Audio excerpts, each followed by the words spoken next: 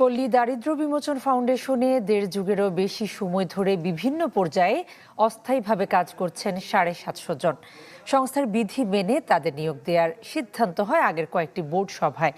সেই সবে তোয়াক্কা না করে এবার নতুন পর্ষদ ব্যস্ত ১৫০০ জনবলের নতুন নিয়োগ নিয়ে, যেখানে প্রশ্ন আছে নতুন এই পর্ষদের গঠন প্রক্রিয়া নিয়েই।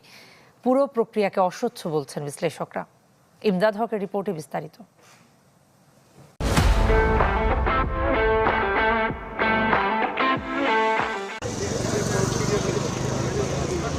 যে সময়ে অফিসে বসে কাজ করার কথা মেহেদী হাবিব শাহ আলমদের, সেই সময়ে চাকরি স্থায়ী করার আর্জি নিয়ে ঘুরতে হচ্ছে আদালতের বারান্দায়।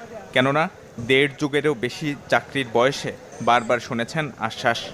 ২০২৩ সালে সৌরশক্তি কর্মসূচি বিলুপ্ত করে আমাদেরকে মূল কার্যক্রমে অস্থায়ীভাবে নিয়োগ প্রদান করেন।